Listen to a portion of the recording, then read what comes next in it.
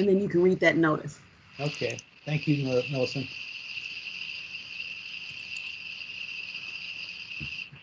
Is it recording? Actually, I'm not going to take the time to read the roll for this subcommittee meeting. We've got a lot of presentations to go through, but I'll just notate people as they come. Go ahead, Dan. Okay, this is the Bicycle Advisory Committee's Engineering Subcommittee meeting. And this meeting may involve a remote participation by members either by telephone or other electronic means due to the local public health emergency, novel coronavirus pandemic, pursuant to the provisions of Minnesota statutes, section 13D.021. So with that, our agenda is going to begin with the 37th Avenue reconstruction. And with Forrest Hardy, Mr. Mahari, and Mr. Alebel, I'm sorry, Mahari. Thanks, Dan. Can everybody hear me okay? I know my speaker's been cutting out lately. Yeah, sound good for us. All right.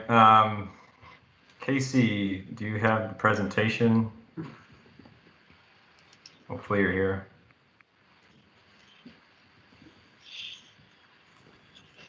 I do. Yeah. So this is 37th Avenue Northeast from Central to Stinson, about 1 mile of reconstruction.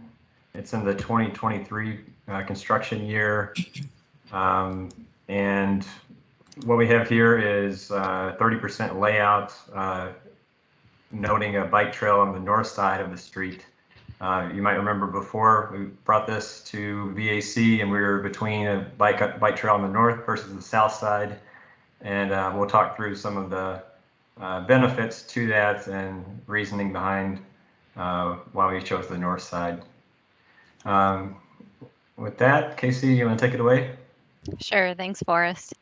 Hi, I'm Casey Atkins. I am a multimodal design engineer with SEH, and we're assisting the city with the design of this project. So we're going to step through the layout in the 10 minutes that we have here. So as we go through, if you have questions, feel free to interrupt me, but if you would also like to save them till the end, feel free to do that as well. As Forrest mentioned, we are looking at adding a shared use trail on the north side of the road along 37th Avenue. One of those main reasons is to connect to existing trails on the west side of Central Avenue, as well as there's a trail on the northwest side of Stinson Avenue to really reduce the need for people to cross 37th Avenue multiple times in order to make that connection.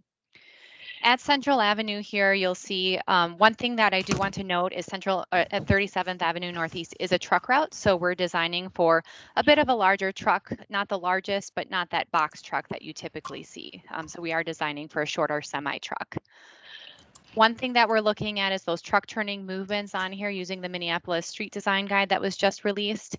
As you can see here, some of those impacts are that we are modifying curbs on Central Avenue in order to accommodate those larger vehicles and using this as a truck access route. At 37th, we are looking at adding left turn lanes. This is mainly from a safety perspective to get those motorists out of that through lane so they don't have to worry about being rear-ended. And then they can address a person walking or biking either on the sidewalk or the trail at those intersections without having to worry about that rear end. As we step along the corridor, we'll head to the east.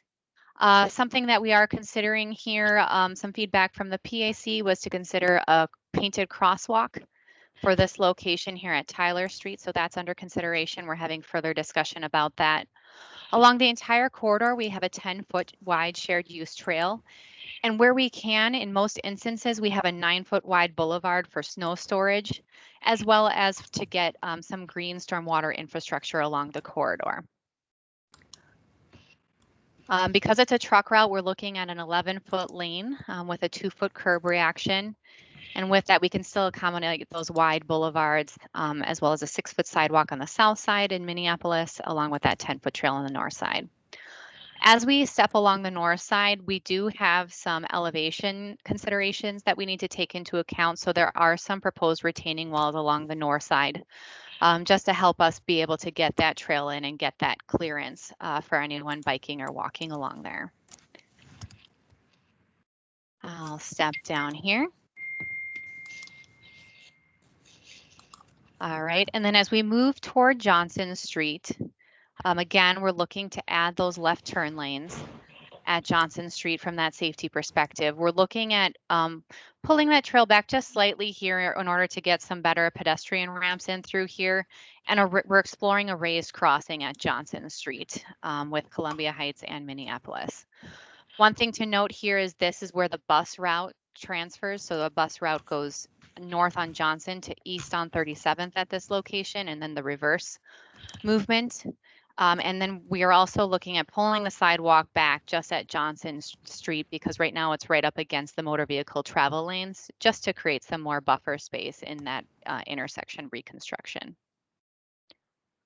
I'll pause here for a second before we go on to the next page. Any questions so far?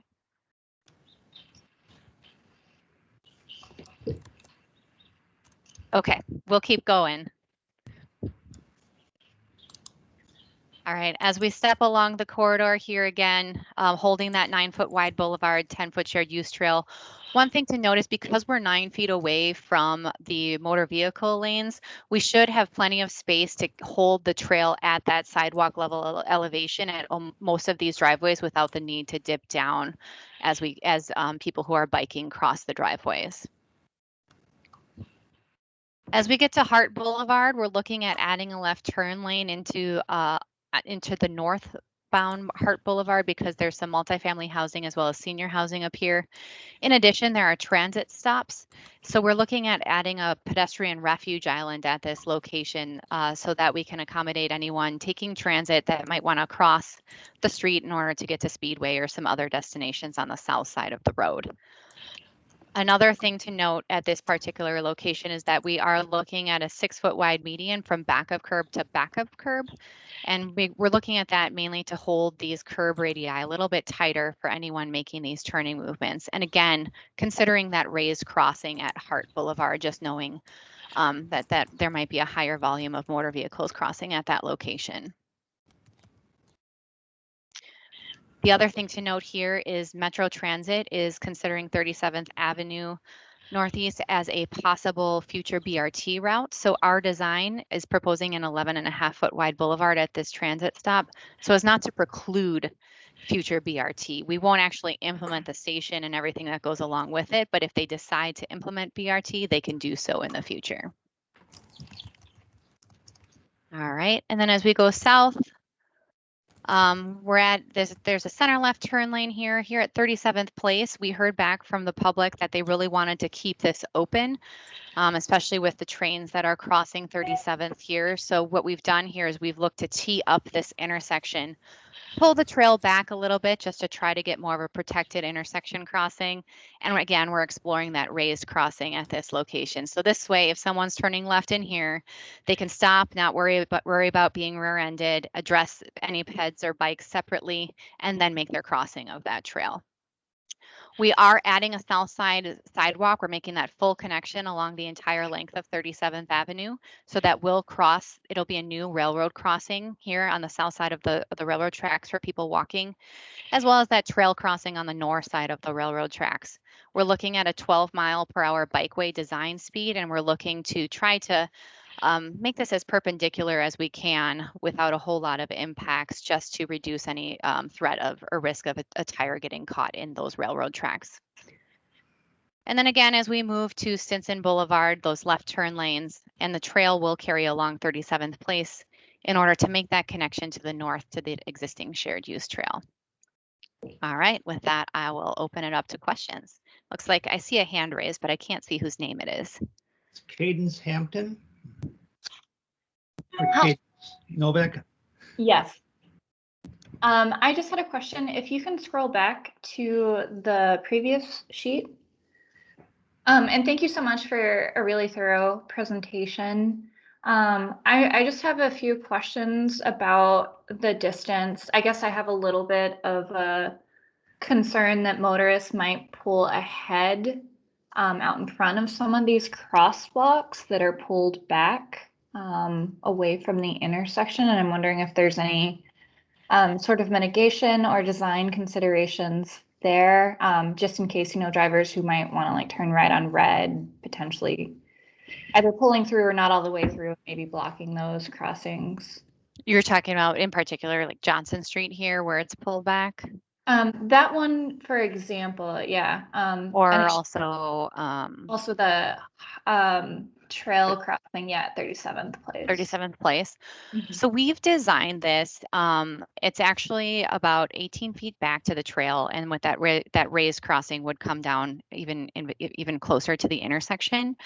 So with that, a typical motor vehicle will be able to address the trail, cross the trail, and then come up and stop here at the stop bar without their back end hanging out in there. Now, this is a bus route, so the bus would impact this, right? But we've looked at it, and it won't impede the entire trail crossing. So if there is someone biking along here, that they could still get around the backside of a bus. At Johnson Street, it's a little bit trickier just because we don't have as much space to work with. So things that we could consider, we haven't had a lot of conversation about yet, would be, maybe the possibility of restricting rights on red, or again, we can look at what that motor vehicle looks like here, just as to how much they are impeding the trail, or if there is that gap behind the trail, just in case someone happens to get caught there in making that right turn. Okay. And then as a follow-up question to that, because just thinking about particular instances where I've been sort of caught off guard. So like, say if I was using the shared use path and I'm heading east and there is a driver who's pulled ahead on Johnson who wants to turn right on red, but maybe the left-hand turn lane that's eastbound on 37th is trying to take a left, they're not going to see me enter the crosswalk if I'm entering behind a car or a motorist that's pulled ahead of that crosswalk. So I would be leery about that creating potential conflict. So I would like to see no right on reds if possible there to avoid that potential situation. Okay, we could take it back and have some discussion about it. Thank you. Okay, Jesse? Yeah, my question is about McKinley Street. So if you want to scroll to that area, so that's one of the only streets here that kind of dead ends into this corridor. There is a sidewalk connection to 37th, but there's not really a bike connection at all to 37th. And I know in Northeast we're kind of void of water bodies, lakes. I mean, we have the river, but we don't really have lakes. And to get up to like Silver Lake, it's kind of going through this area. Stinson is kind of horrible for biking on around here. So McKinley's kind of like the next one in.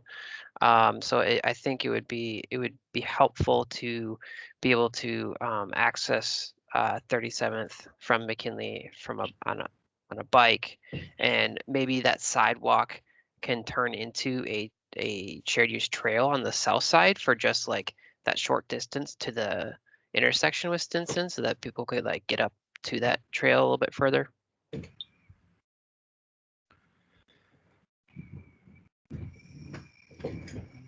Okay, so you're saying make this a shared use trail more from here over this way? Yeah, either that way or to the other way. Either spot. I mean, you'd have to backtrack a little bit to go to the crossing of 37th place. But at some spot to be able to cross 37th and then to continue going north onto the shared use path that's along Stinson to the north. Yeah, and one of the reasons we chose the trail in the north was because we had more space in order to make this a bit more perpendicular to that rail crossing. On the south side, we really don't have that unless we take a look at purchasing right of way in order to do that. So the preferred direction probably would be to go to the east then. Yeah, probably if we were to implement that. Yep. All right.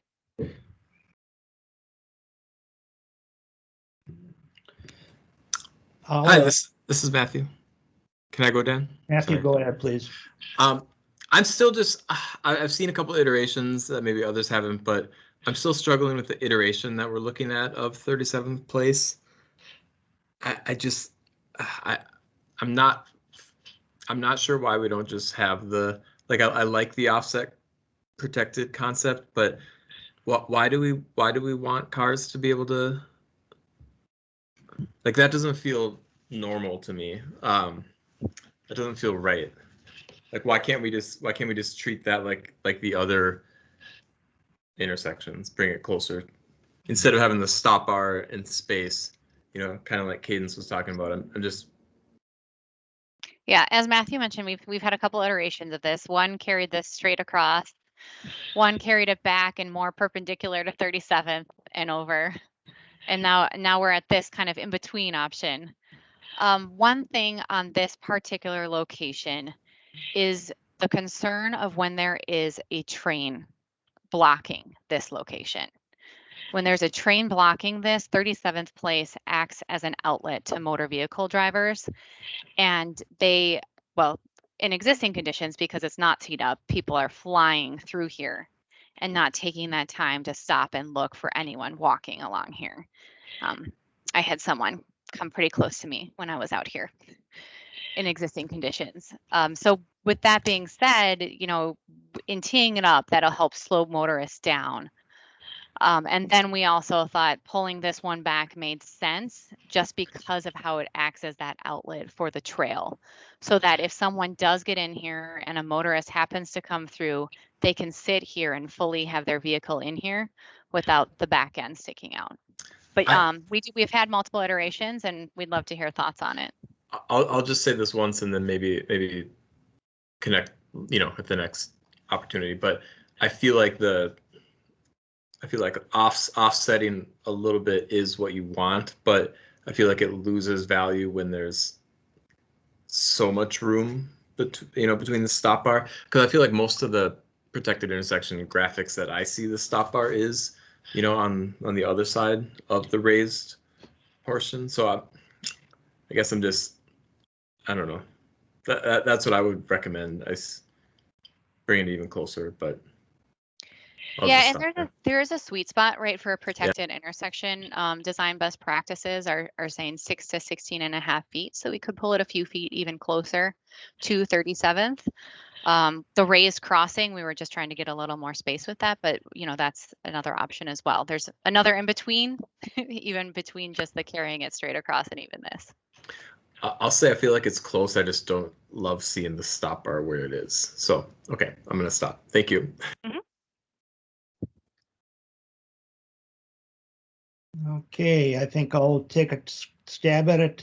Thank you for providing this presentation. It's the first one that I think that the BAC has seen where we can actually have some conversation about.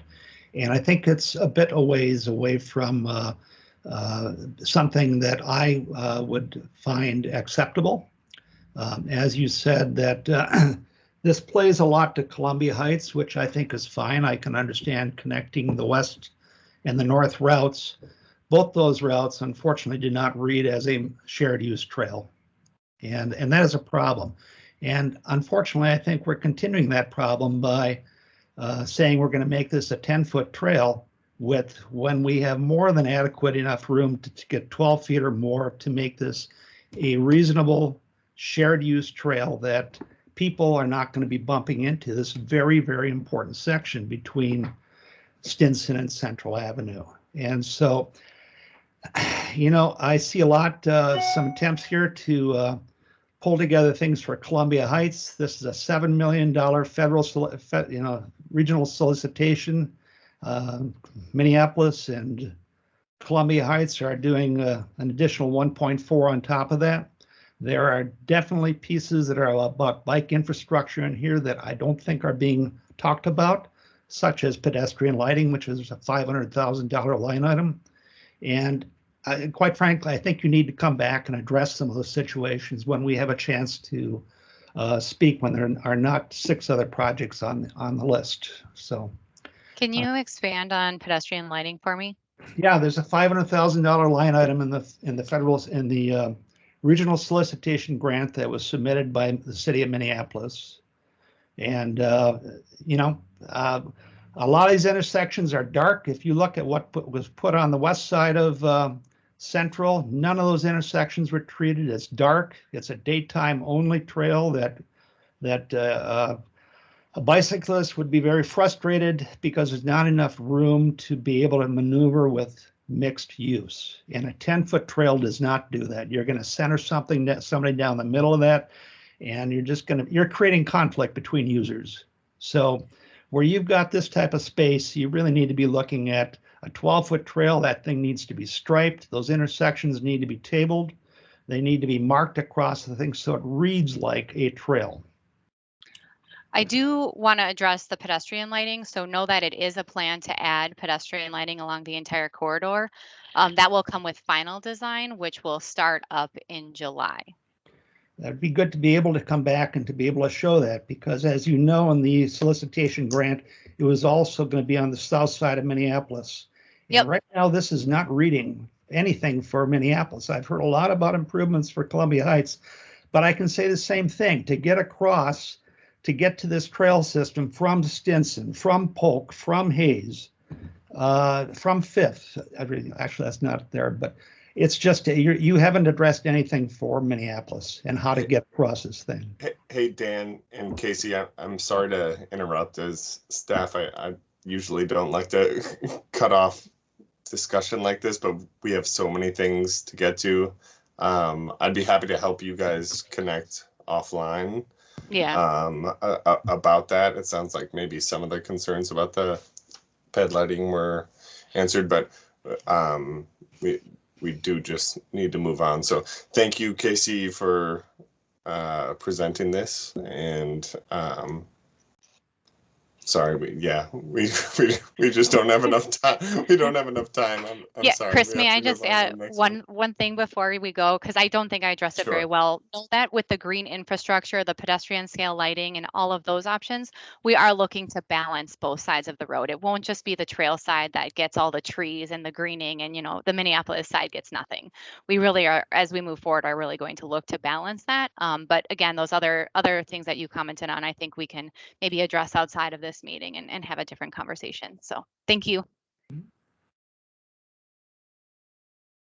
Okay, we're moving on to the, if I'm correct, we're moving on. Thank you very much for the presentation. We're moving on to the Near North Safe Routes to School project, and it's with Forrest and Nathan Kemmer.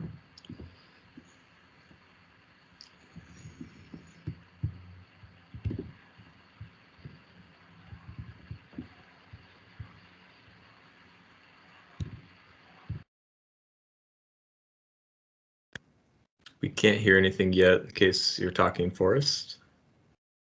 See, you're muted. Can you hear me now? Yep. Let me know if my sound cuts out during this. I'll have to switch over to phone. This is Near North from 16th Avenue North from Queen to Aldrich. And our project team includes Nathan Kimmer. Hi, everyone. My slides aren't switching, so.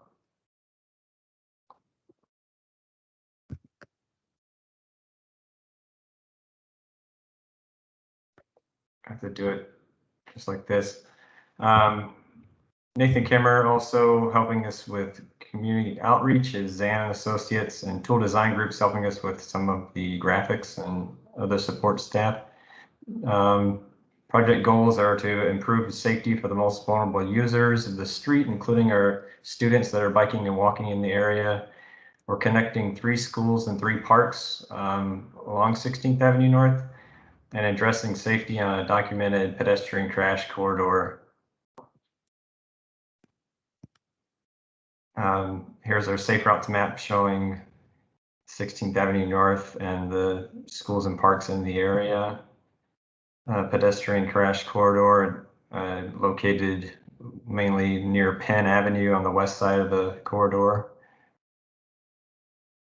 And for all ages and abilities bikeway, 16th Ave is identified as a AAA bike route in the area, Lincoln Schools and Parks. Our crash data, we had 4 pedestrian crashes in the study period 2011 to 2015, bicycle crash, and then 47 motor vehicle crashes. Our speed and volumes, speeds in the area were 31 miles an hour, which is really fast for a residential street.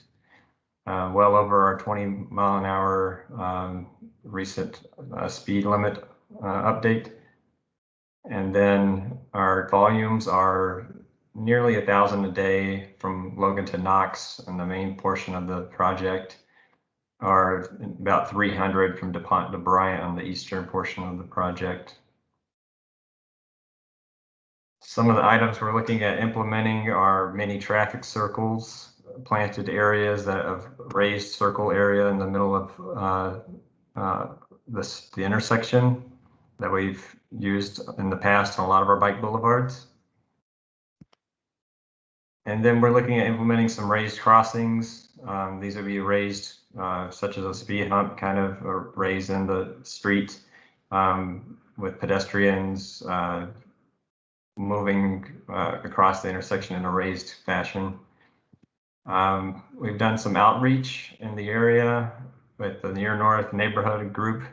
We've interviewed some students at North High and provided some survey data to them. And we had an open house back in February.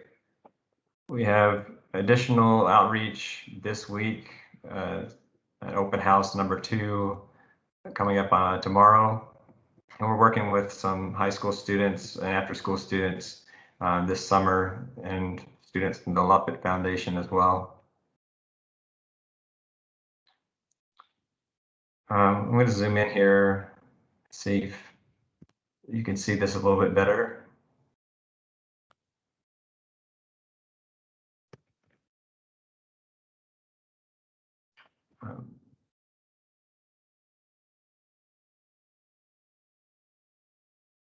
So coming from the west to the east in this layout, we have a connection with the Queen Bike Boulevard at Queen Avenue. No treatments there, might be doing some ped ramps there, but no treatments in the street. Penn Avenue was recently rebuilt, so we're not doing any treatments there at Penn Avenue at that crossing. Oliver and Newton, we would propose to do mini traffic circles at that location as kind of a gateway effect coming from the west into the neighborhood. At North Commons Park, at Morgan and the west, and James to the east, we're looking at doing raised crossings, moving from north to south across 16th Avenue to provide a better treatment for that movement for students coming from North High to the park. Students actively do use the park for after school sports activities and that kind of thing. So that movement, especially at James, is pretty important. In the center of the park area, we're looking at doing speed humps near Logan Avenue and Knox Avenue. Coming from the east into the neighborhood at Irving and Girard, we're looking at doing mini traffic circles there to slow down traffic at intersections as kind of a gateway effect into the neighborhood there, and some stormwater bump outs in between those 2 traffic circles. At the intersection of Fremont, which is a major intersection to the east, we're looking at doing a rapid flash beacon, which would be to aid students across that major street from east to west. Nothing at Emerson Avenue. That intersection is being upgraded by our traffic department with bump outs, I think this year. And then east of Emerson, we would be doing a traffic circle at DuPont, coming into that portion of the neighborhood near Hall Park, and then raised crossings between the 2 schools, Franklin Middle and Elizabeth Hall School, at Bryant and Aldrich. So that in general is the 30% plan that we would be presenting to council later this summer. We'd have more detailed intersection drawings with that that we're producing as we speak. and we'll hopefully have some of those for comment at our open house either later this week. So with that, I'll open it up to questions.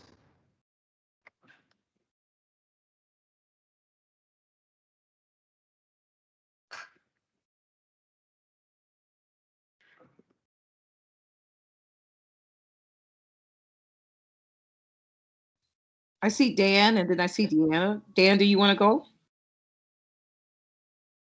I think Dan's talking. Oh, is he? I cannot hear him. Dan, I think you're muted. I'm muted. Let Deanna go, and I'll go after her, please. And actually, I have kind of almost an unrelated question. Who takes care of those mini roundabouts? Does the city take care of them? Typically, we rely on neighborhood volunteers that would sign up through our Adopt a Median program to take care of those plantings. The city doesn't maintain them. Okay. And my next question is, do the school buses use this route? Or do The they? school buses do use this route, yes. Okay. And they don't have any problem with the mini roundabouts? No, we've run turning movement diagrams, and we don't expect them to have any problem with the roundabouts. We have other bike boulevards in the city where it's no issue. Okay. Okay, this is Dan Miller. I'll go ahead. Just a comment on the south side of North Commons Park. You've got three, I think, there's speed humps. Mm-hmm. And this is an interesting section. I wish I knew a little bit better, but part of the park here doesn't have a sidewalk on it. So it's kind of like it goes into the park, and then towards the western half, it comes back out. But there are some access points there for the neighborhood at those streets.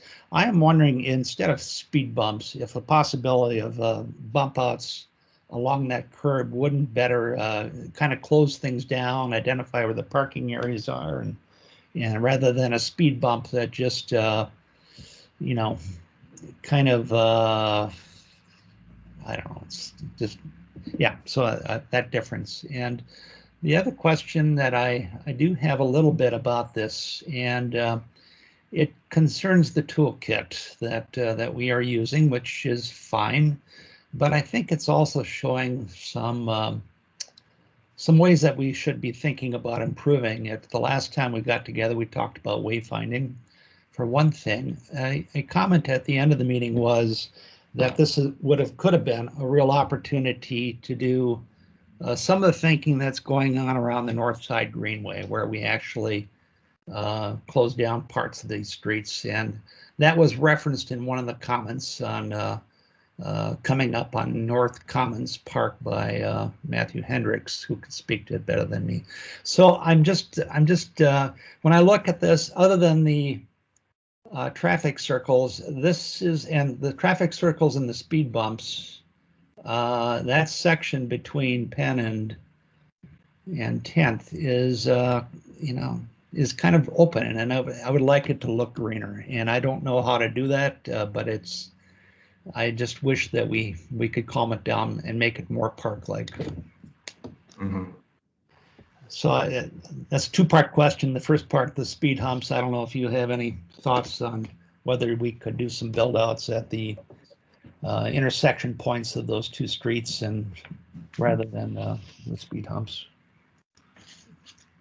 Sure. I think speed humps, you know, they're not a sexy treatment, but they're something that is effective at slowing down traffic.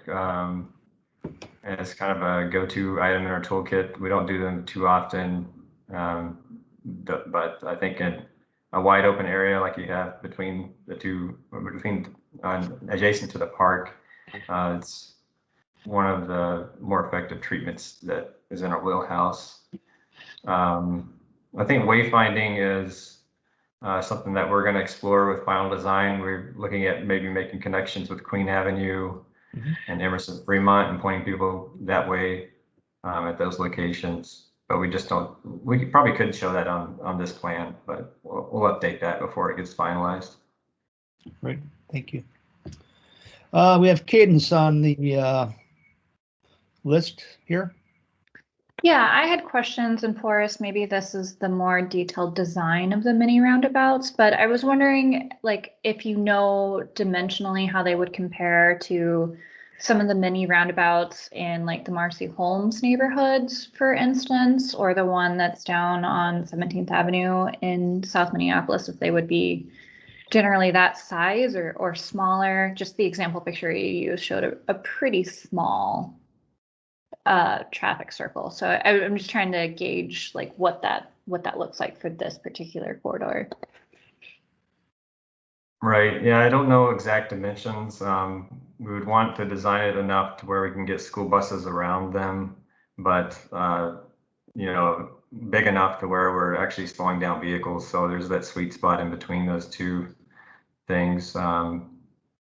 So, and we're likely rebuilding corners at a lot of these intersections as well with the ped ramps. So we'll make sure to tighten up those radii and such as we're rebuilding them.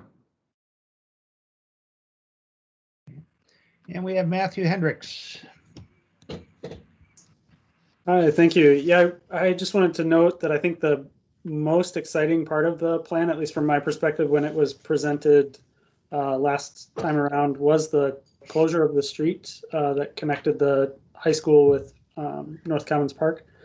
And I understand that may be, may feel like a big step to take, and there may be concerns around that. So I'd recommend that the city explore doing a temporary closure just so folks can have a chance to experience it and see what the pros and cons are in real time. And if it's done temporarily and there are more disadvantages than benefits, then it can be quickly and easily removed as well. But I wanted to note this idea of connecting a school to a park is it's nothing new. There are at least 3 similar arrangements in North Minneapolis and maybe more. Lucy Craft Laney is connected to connected to Cleveland Park. 33rd Avenue North was closed in order to make that connection.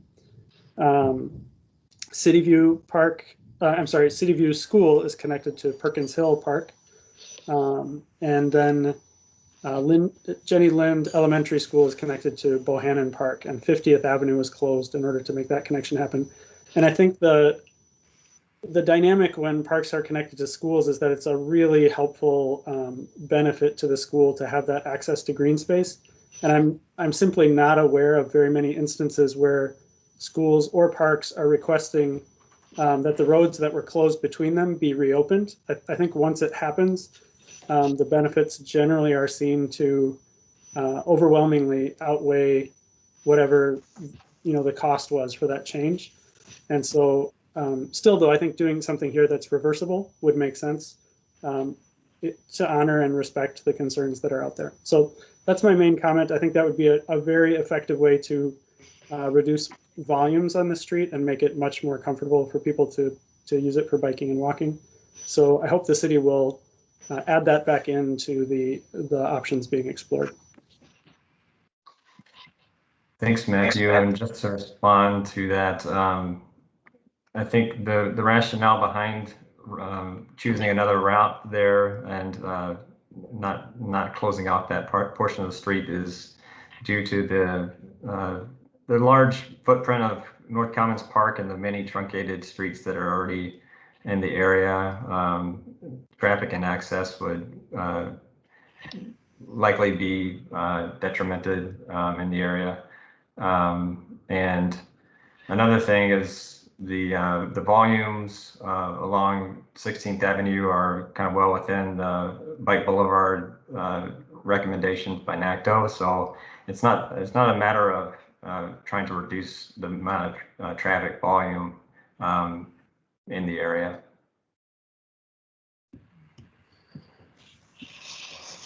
But it's something we can take with. Yeah, thank you. So I do need to cut us off and move us on to the next item. One thing for us before you leave, I'm not sure if you want a resolution from either of your past 2 items. Sure. Both are at 30%, so this would be the time to do it. Okay. And so in that case, we don't really have time to craft those online right now. So if anyone wants to speak up right now and volunteer to write a draft and bring it to the full, that'd be great. Otherwise, Dan and I will figure out how to bring that forward.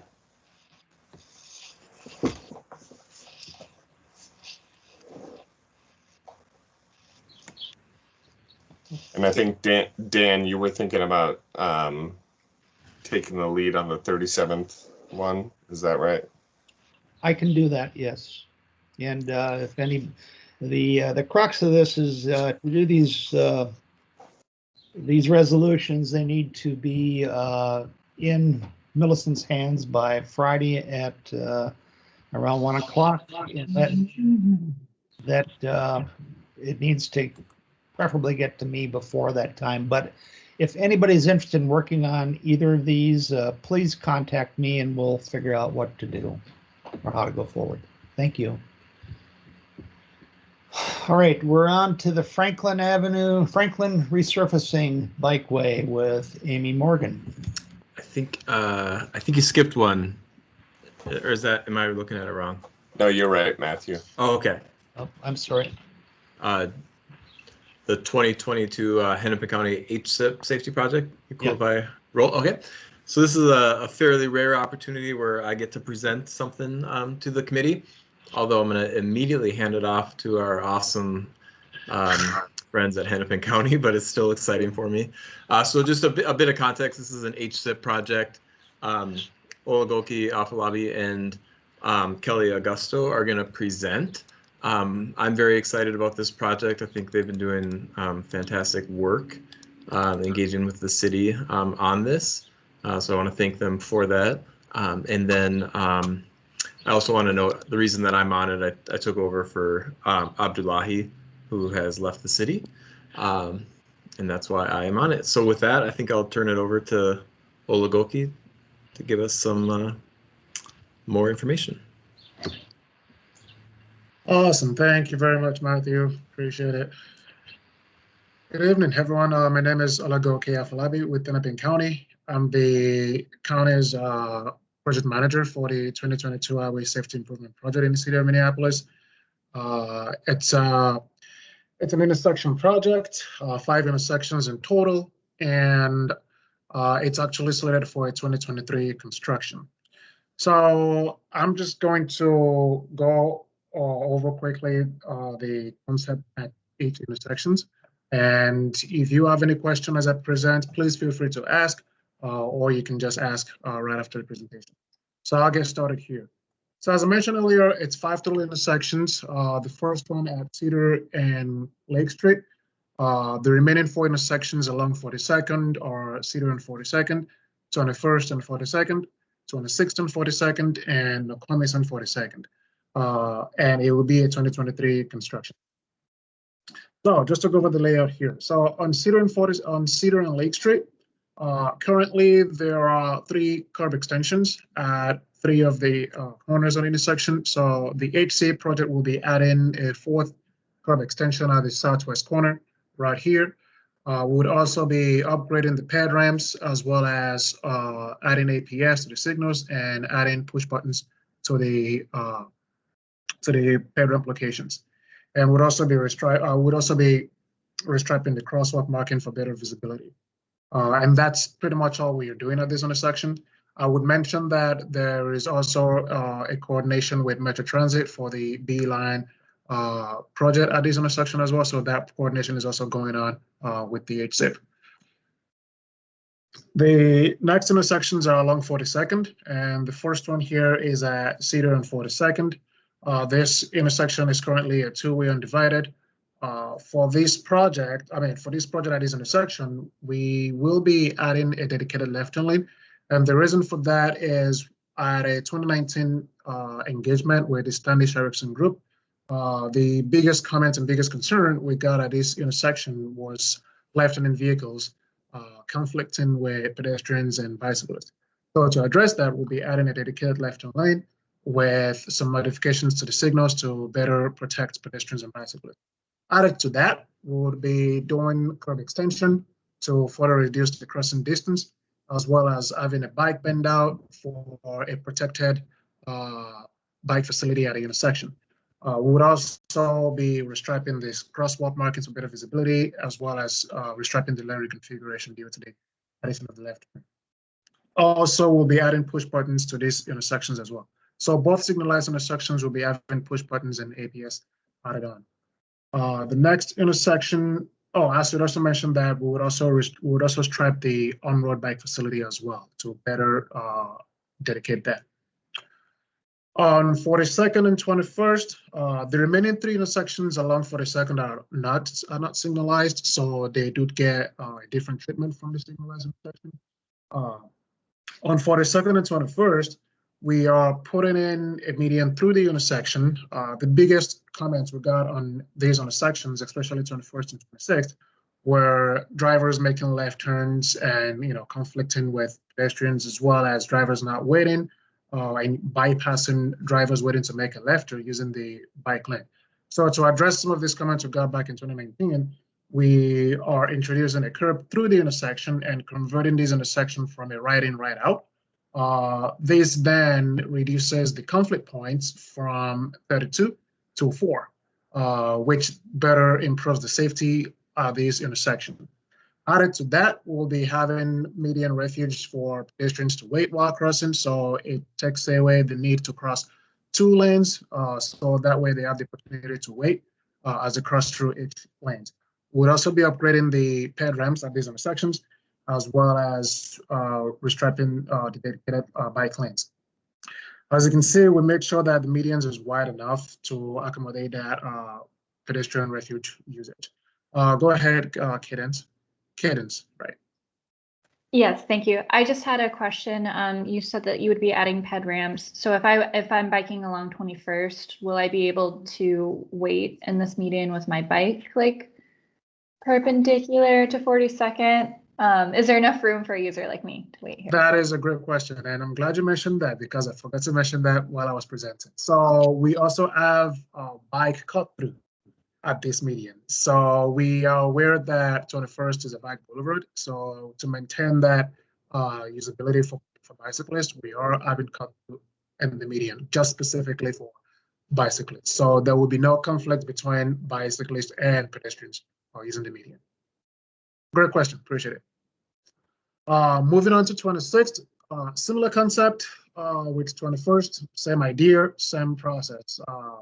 Same concept of having pedestrian refuge, putting the median through to make it a right in, right out, and reducing the conflict points. And the final intersection is Nokomis and 42nd.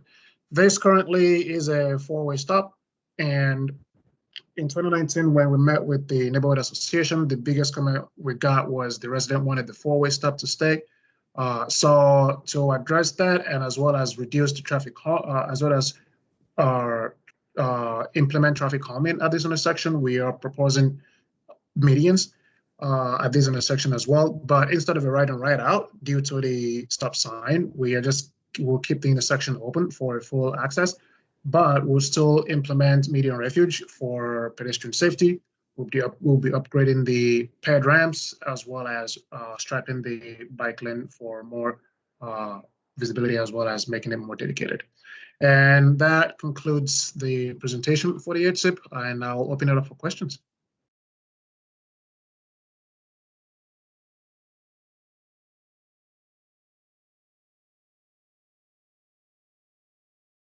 No questions. Go ahead, Cadence. Sorry. I don't remember off the top of my head if all of these intersections are currently signalized. I know some of them are, but I just don't remember at Nokomis and 42nd if it's signalized, and if this one will be added push buttons or what that treatment looks like. So of all 5 intersections, 2 of them are signalized, and one of them is Cedar and 42nd, which is north of, one of them is Cedar and Lake Street, which is north of the 42nd intersection. The second one is at Cedar and 42nd. The remaining 3 are not. Nokomis is a stop controlled intersection, so it's not signalized. So we only put push buttons at the signalized intersection. Yeah, thanks for that question. Any other question from anyone?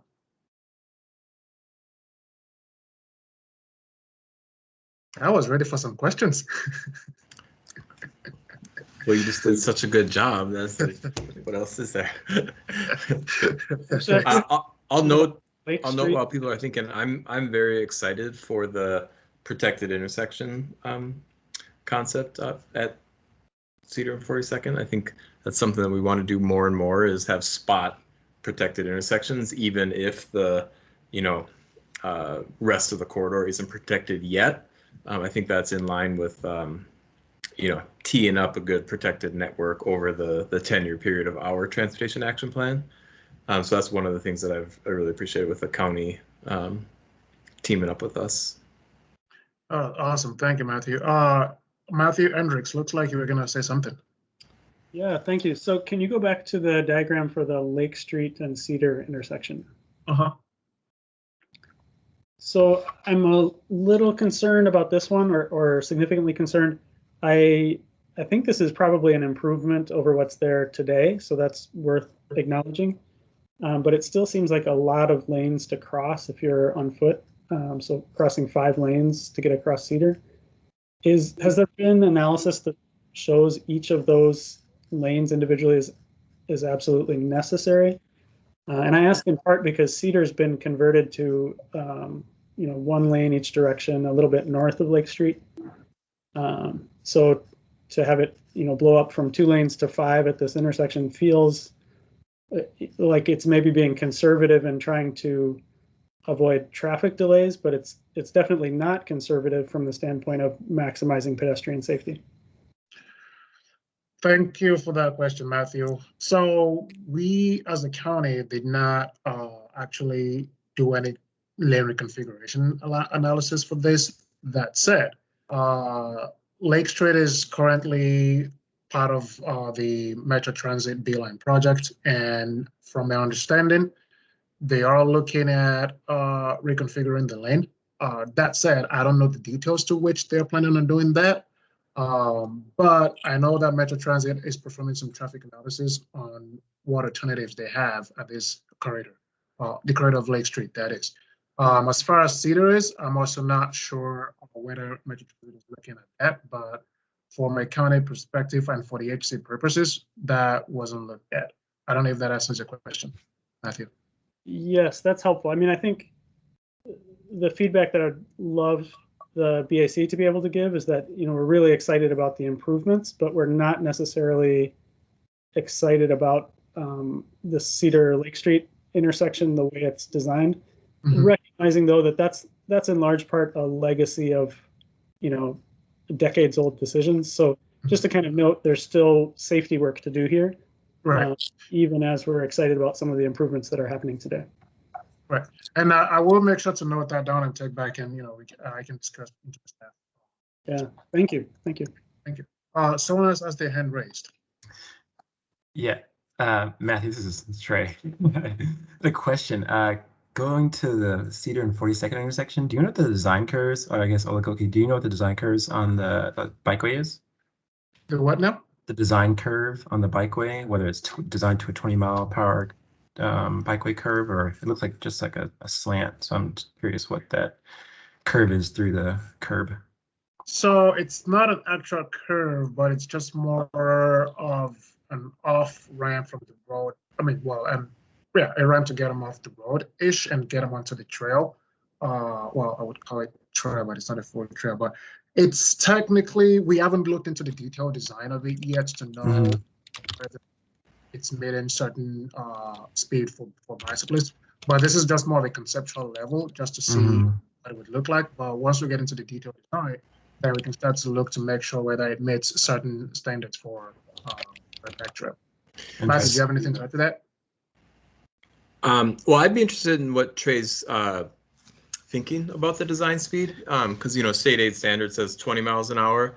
I think we've actually gotten variances to go lower than that on the downtown sections of Hennepin, and so I guess I'm just curious what you're thinking about there, Trey.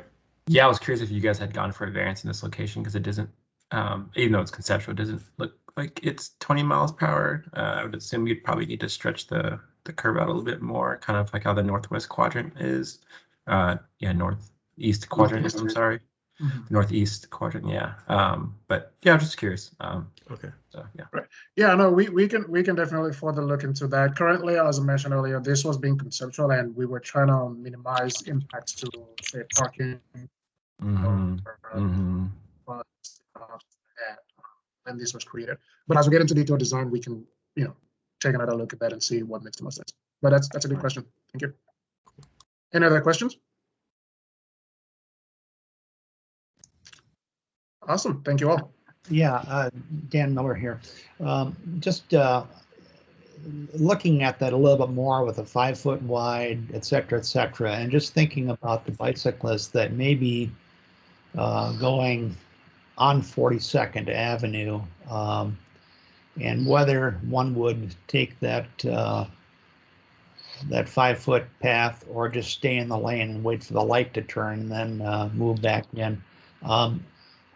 It's just a question I have, and I think that whatever we can do to reinforce that the 5 foot, whether it's wider or whether it's with less of an angle or so forth, would be appropriate if we're expecting that type of user to use it. Dan, I think that's an interesting comment, and part of where I think is like, there's sort of a relative short and a relative long-term frame for this too. Like eventually we hope to have protected bike lanes, raised protected bike lanes along the whole corridor. And so I just wanted to note that. But so I guess in my mind, if a cyclist is riding along the corridor and they feel comfortable in the street already, and there's just no cars around, like bicyclists totally have the right, and it makes sense to stay in the street to cross. But I think the point is there's probably a lot of people that would feel more comfortable up there, and there might be red lights and different things like that where they can. So I guess my thought is if people stay in the street, I'm cool with that. But it's 5 o'clock. I'll stop there.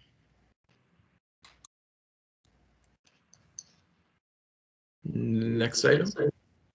Thank you. Thank you. Thank you. Thanks, Dan. All righty. Our next item is the Franklin Resurfacing Bikeway 30% with Amy Morgan, Public Works. Hi, everyone. Amy Morgan with Minneapolis Public Works, Associate Transportation Planner, here to talk about the Franklin Resurfacing and Bikeway project. Can you all see my screen okay? Cool. See a head nod.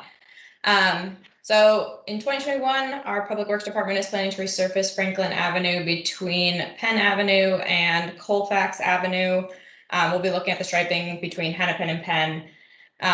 This project provides an opportunity to improve the traffic safety and mobility along this corridor while helping bring this street more in line with our city policies and goals, including Vision Zero, Complete Streets, and our Transportation Action Plan.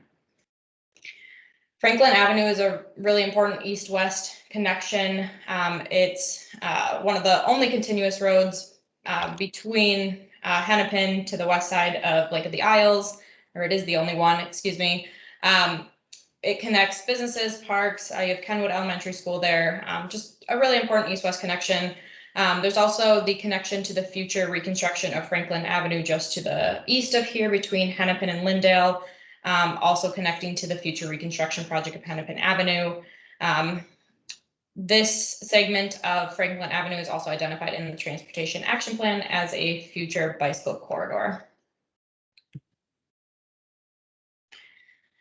So back in the fall, we did some initial engagement out to the community, and the main things that we heard during that time was the desire for slower travel speeds or vehicle speeds along this corridor, safer travel along this corridor.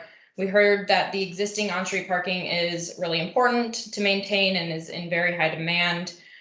Also heard that we need to be able to maintain access for the businesses and residents along this corridor. So looking at our project goals, there's 5 main goals here. Looking to improve the safety and predictability for all people, regardless of how they're traveling along Franklin. Maintaining that existing on-street parking due to the high demand. Redistributing the space along Franklin to help balance the needs of different users. Maintaining the access and mobility for residents and businesses, and then supporting active transportation options. Along Franklin Avenue, back in, I believe it was April of last year, the speed was reduced to 25 miles an hour along this corridor. We did speed studies in August of last year, so after that change happened, and what we saw was that the speeds along this corridor are significantly higher than that 25 mile an hour speed limit. And so you see the highest speed limit is here between Humboldt and Girard, one of the places where we had the tubes out. And something I'll note specifically about that area, that is a place that does not currently have on-street parking. It's about 32 feet wide. You get those faster speeds with 2 travel lanes, just because there's not really anything constraining people. Along with pulling that speed data, we also looked at the reported crashes between 2016 and 2019 along this corridor. Over that time period, there was a total of 22 reported crashes, over a quarter of which resulted in injury on this corridor. So again, what we're hearing, the concerns we've heard from the community about fast speeds and unsafe, I think the data is really telling that same story.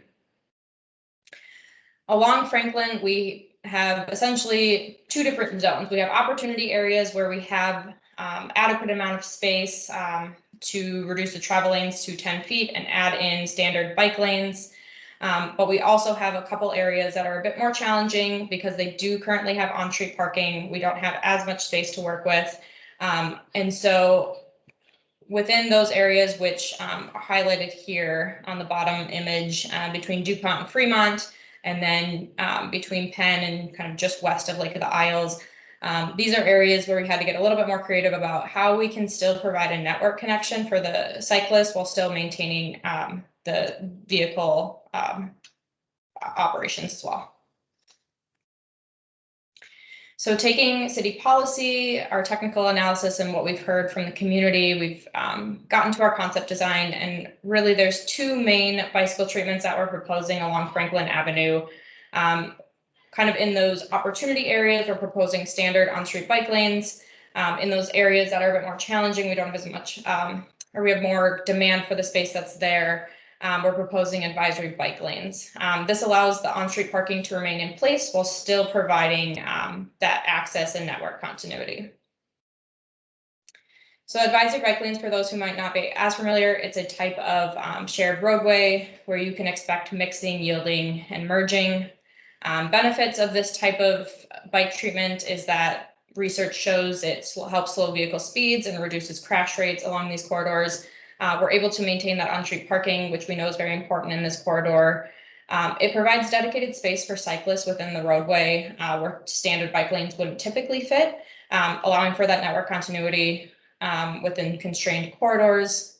And then lastly, it helps decrease the number of cyclists that may have been using the sidewalk previously since they didn't have dedicated space within that roadway. And so by providing that space between the curbs, helping improve that pedestrian experience on the sidewalk.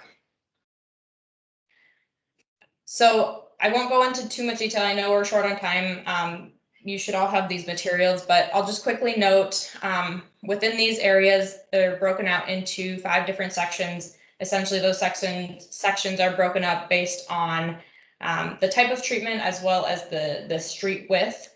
And so in sections A and C, those are the 2 zones that we're proposing advisory bike lanes.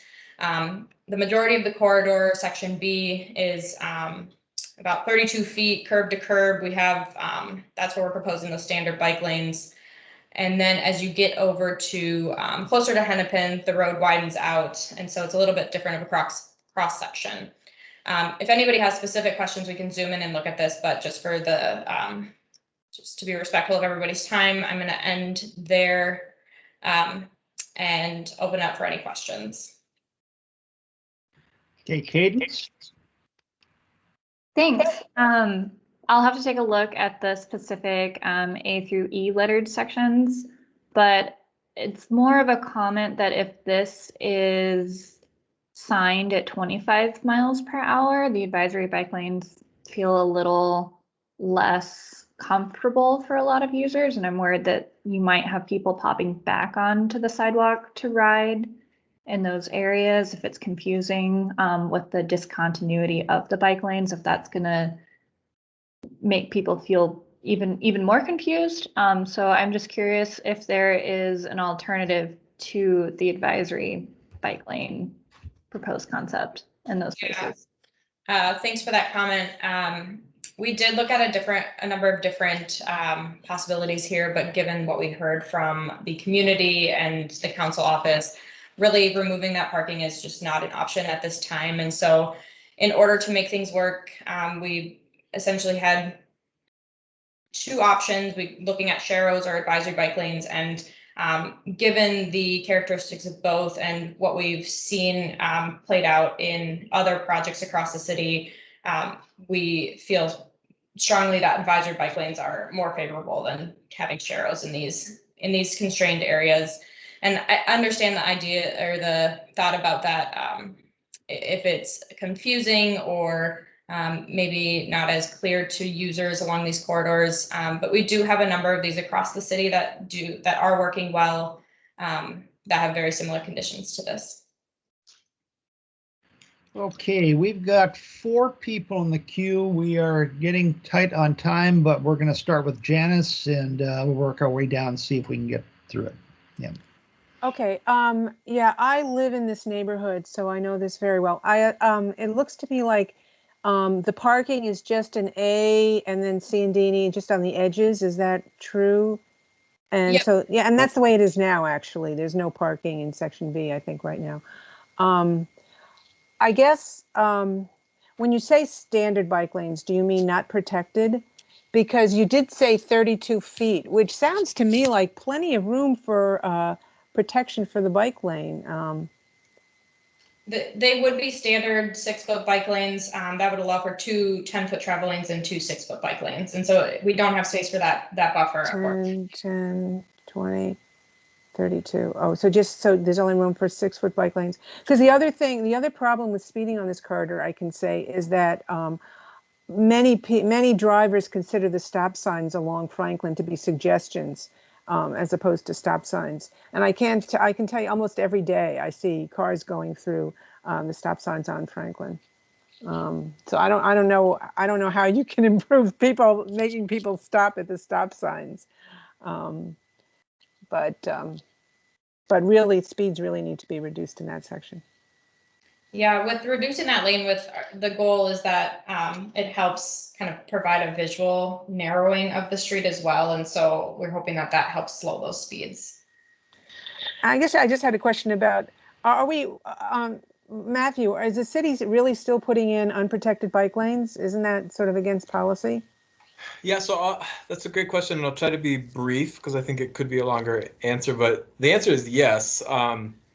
The AAA network is broken down into thick lines, which means like higher priority within the 10 years of the plan, and then thinner lines like this where we want to take the opportunity on a resurfacing such as this to add standard bike lanes.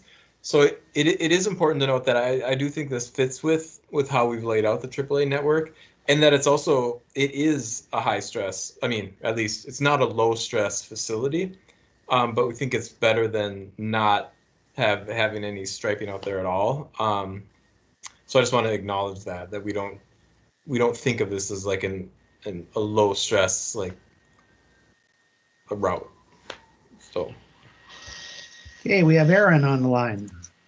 Hey, yeah, so I just wanted to, so I sit on the Park Board Community Advisory Committee about Cedar Lake, but also Lake of the Isles. And one of the things that we've talked about a lot is how light rail is going to provide an access to Cedar Lake at 21st Street.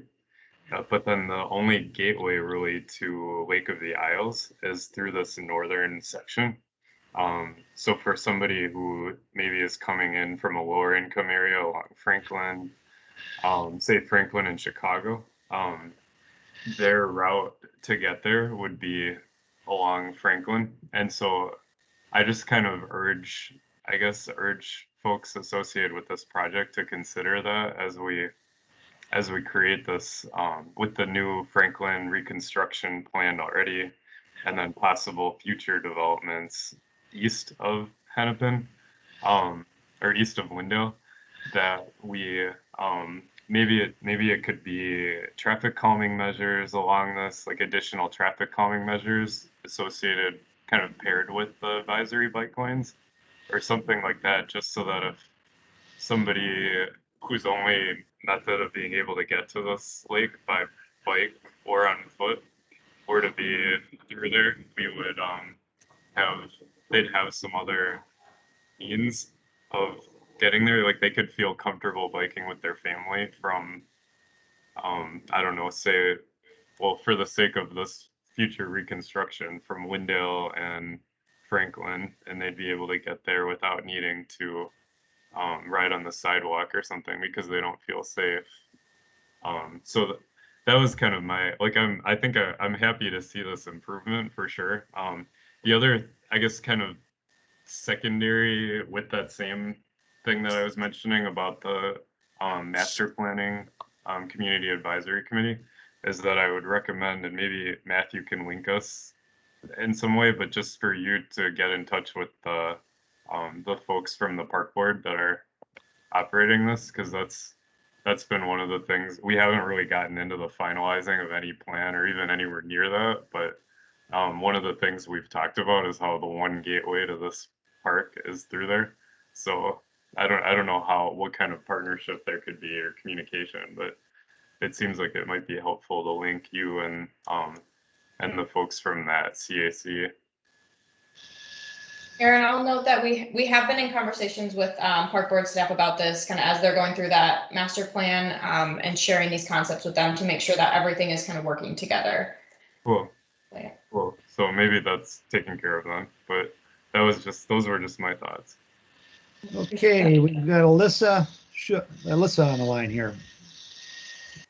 Hey everyone. I feel like folks have been pretty kind about this presentation, and I just have to say, like, I find the public works approach here to be pretty disappointing. We just passed the Transportation Action Plan in December. We're saying as a city that we're going to have a maximum of 2 of every 5 trips taken by cars, and to hear that we can't have a bike lane here because we need to preserve parking because neighborhood residents have said so and the council member has said so is really disappointing. We have a bunch of policies that underwent a ton of public engagement to get us to a point where we had a direction as a city, and we have heard for many years that there is not room for bike lanes and there's not room for pedestrian infrastructure and for transit and all those other good things. And so I think it's pretty disappointing to hear that explicitly as a reason that we can't have bike lanes on any part of this corridor. I would also agree that advisory bike lanes are not a good compromise. I served on Click, and that is some of the most infrastructure savvy people, I would say, in the entire city, and not a single person on Click who wasn't a cyclist. So me and several other folks knew what an advisory bike lane was for, and they all were like vehemently opposed and found them to be very confusing. So I understand that this is a larger issue than this one project, but I just have to say that I think I'm pretty disappointed. Okay, we've got Tyler up next, and then we need to move on rapidly. Yep. I can be very quick. I just would like to have you zoom in on the western third of that drawing, if you don't mind. Yep. So near the school, is that? Yeah, maybe one more click there. There we go. Okay. Well.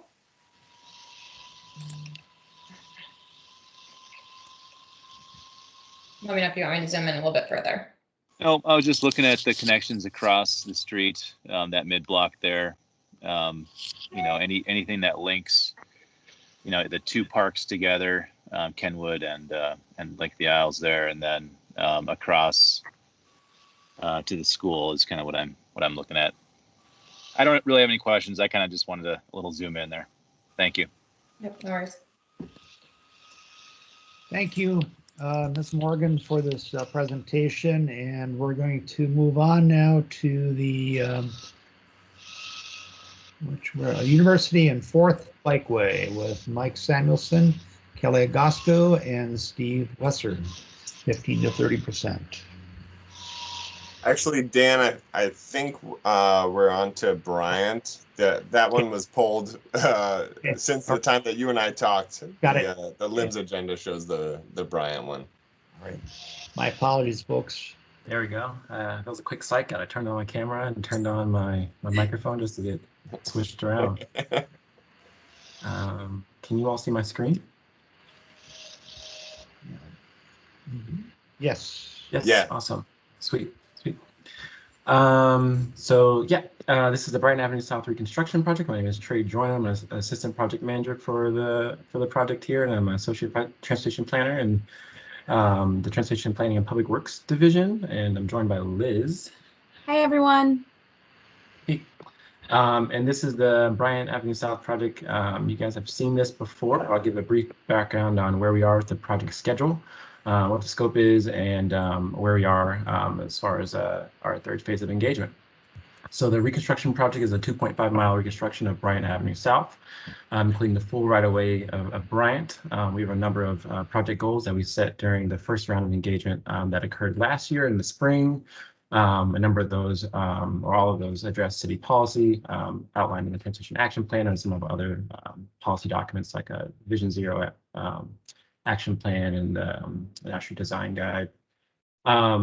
There also were two other project goals that we included after we're hearing back feedback from round 1 and round 2 engagement, and those were to maintain vehicle access and maintain on-street parking along the corridor, where we know that due to existing conditions, whether that's the absence of driveways or the absence of alleys and kind of parking in the rear and garages, and the presence of large multifamily housing, we know we need to kind of maintain parking where it's going to be used at its optimal supply. So the project right now is in the third phase of conceptual design. That's going to last for the better part of 2020. We're anticipating going through detailed engineering design starting later on this year and on into 2022 possibly, where we would start our construction in 2022 and 2023. Some of the options that we considered on Bryant were squeeze it in option, bikes on Bryant, and transit on Bryant. The squeeze in option essentially was building back Bryant as it is today. Bryant currently has transit, bikes, parking, and motor vehicles and pedestrians on the street, and all of those require their own space. And one of the main things we heard back during our first phase and second phase of engagement is that stakeholders want a better balance of modes along the corridor.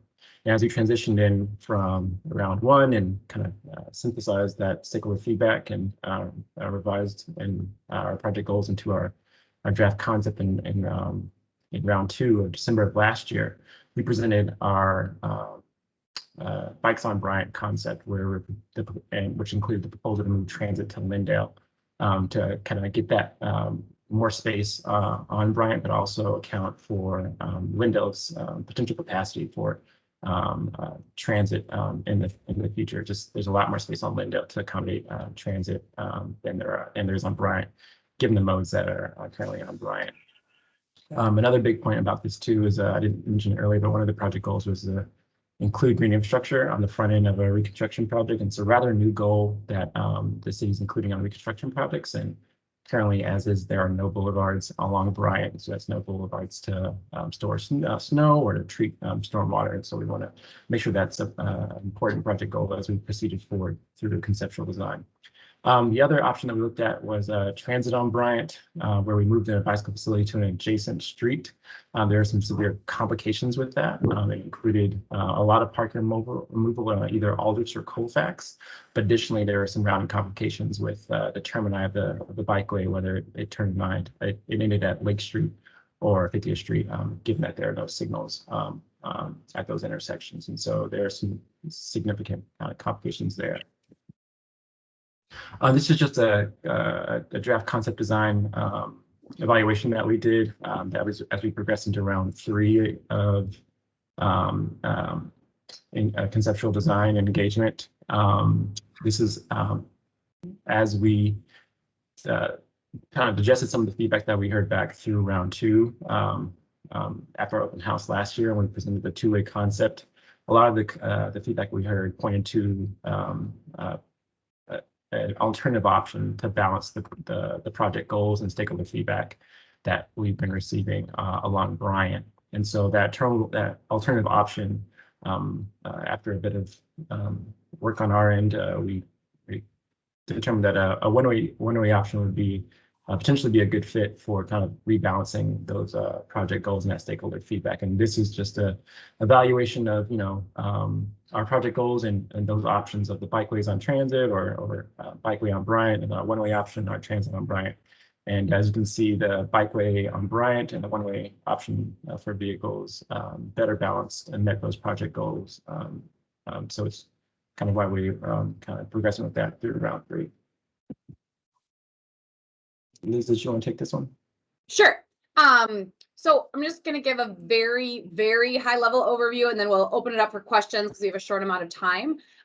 So as Trey mentioned, came out in December with the two-way for vehicles. And we got a lot of feedback back about how people are looking for, a different option, a different way to balance the use of the right of way. So we're here tonight with 2 options. One is an adjusted two-way, and the second one is a one-way street for cars. We're considering this in direct response to 2 of our most common concerns that we heard. One was concerns about pedestrian and bicycle conflicts on the shared use path. So in the two-way for vehicles, there is a section of shared use path south of 40th Street that we had proposed. So we could maximize out some of our boulevard space and maintain parking where we saw it being used. The other reason, or excuse me, I missed my main point. In the one-way option, we have no sections of shared use path, and we are separating it out so you can see in that kind of bottom right-hand corner an example of what that would look like, which is the separate trail space and sidewalk. The other reason we're recommending the one-way or proposing the one-way is we hear a lot of feedback about parking availability, especially at business nodes. And the one-way option does allow us to maintain more parking on street at those business nodes. Lastly, we're also able to add more green space back in just throughout the entire corridor with the one-way option. Trade-offs. There's always a trade-off. Obviously, when you remove one travel lane, we expect there to be traffic pushed onto those adjacent side streets.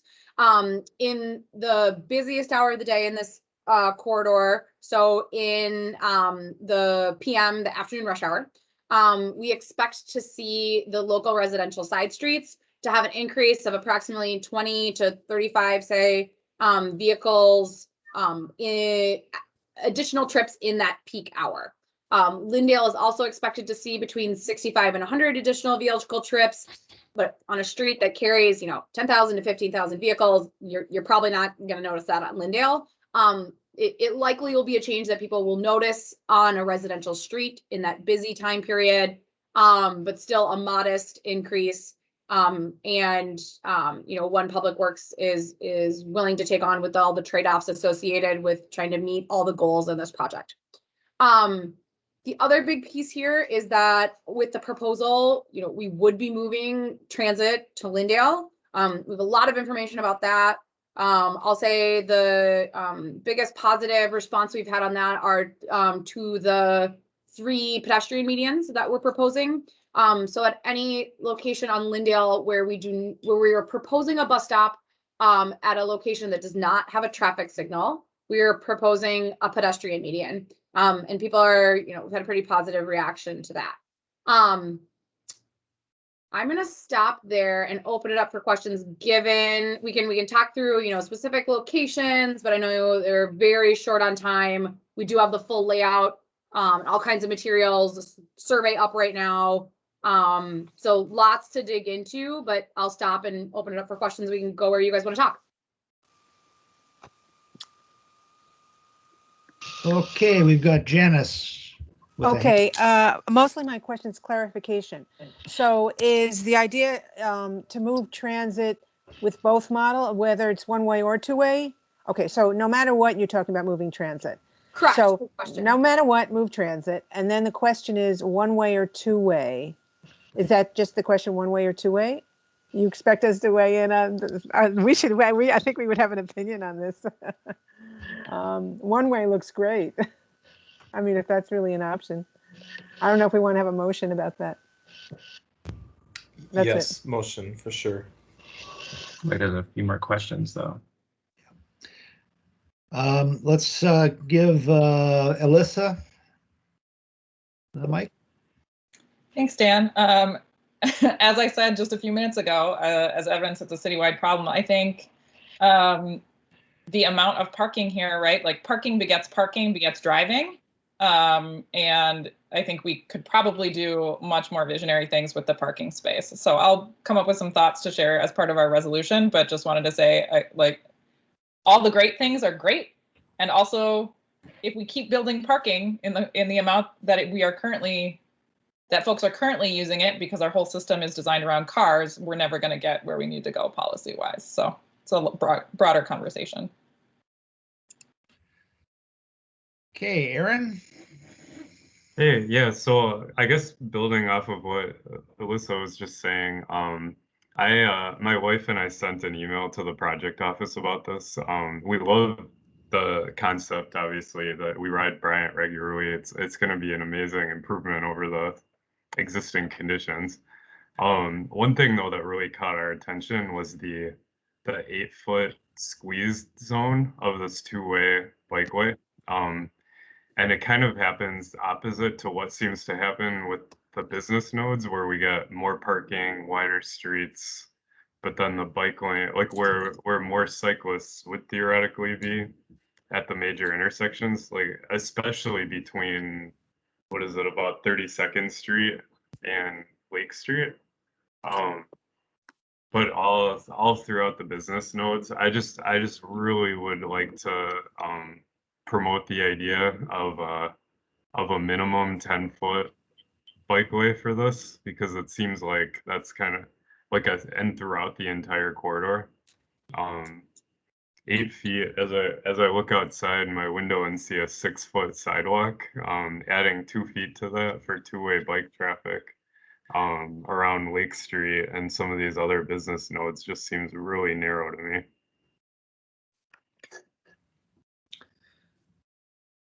Okay, Cadence. I am also similarly disappointed with how much space is provided for on-street parking here. Now, I know that there's a challenge that a number of the blocks on Bryant on the east side don't have alleyways. Like the backyards back up to one another, which is not typical for the city of Minneapolis. However, I'm wondering if there really needs to be, in the one-way concept, parking on both sides of the street for every block. If there can be blocks that could be freed up from two-way, from parking on both sides of the street, especially like around the park. So I'll just need to look at that more in depth, but that's one request that I have, that like I almost feel like you're adding more on-street parking than what is. I don't know if you have numbers if this one-way design is actually creating more on-street parking than is presently used. The second comment I have is that I can tell you right now that I probably won't use the off-street facility, just because I know that this street is going to be signed 20 miles per hour. So I will probably continue to ride in the street, but with a 10-foot one-way lane, it makes it a little bit more uncomfortable to share that space, which I know that I have a legal right to share that space and be on that street with motorists who wouldn't be able to pass me with parking on both sides of the street. So maybe like creating a little bit of a space somehow for them to I don't know, get past me without trying to push me into parking on either side of the street. Sure. So I can respond to a couple of those things. First, we definitely do have numbers. Trey kind of flashed them quickly. There's a parking fact sheet up on the website if you really want to dig into that. In terms of parking on one side of the street or the other, we're doing the best we can to, you know, answer city goals and well as stakeholder priorities in the corridor. And this was our best foot forward for trying to balance all of those needs for today's uses and into the future. Happy to take comments on that though. You know, our draft survey's up, so you can send us those our way. With the on-street versus off-street riding, where people feel comfortable or not, I'll say that, you know, we're really trying to attract a wider range of cyclists for people who are not comfortable riding in the street. Totally hear you on that it would be less comfortable. I agree with you. It'll be like riding on a parkway where it's like, you know, not super comfortable to be riding there unless you're like really, you know, clipped in, lycra'd up 20 miles per hour. Yeah, I think that you've just hit on one of the trade-offs there. I'd say that Aldridge, if people are looking to want to ride in the street and go fast, would, you know, obviously still be available. This would just be a different facility, type of facility that would serve a different type of user.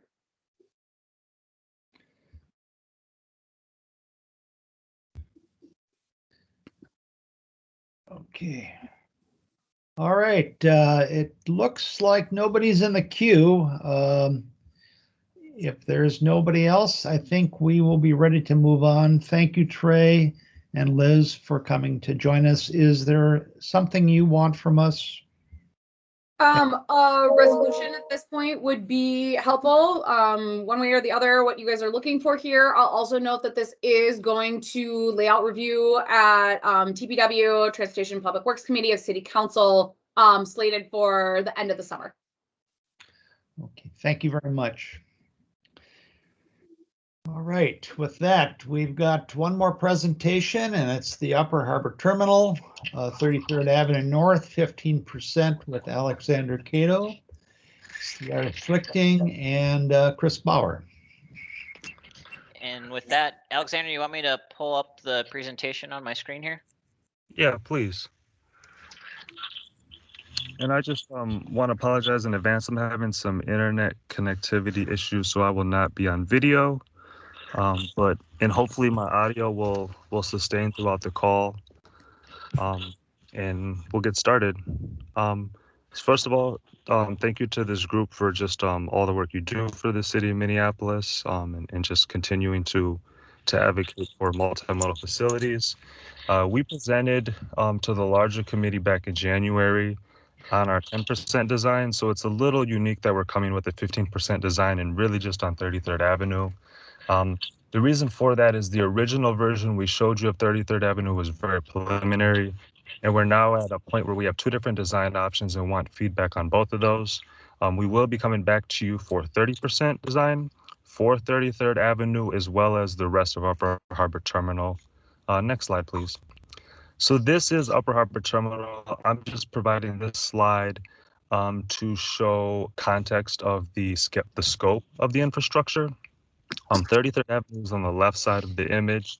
It's the southern and secondary. Thank you. It's, yep.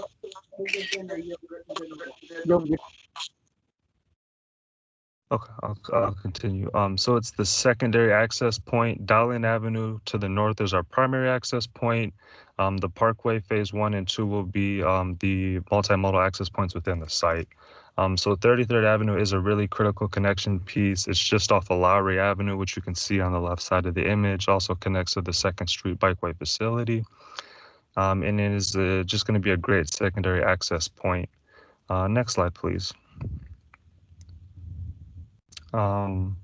So we have two different design options. When we originally came to the PAC and BAC, we had the shared use parkway on the south side of the roadway.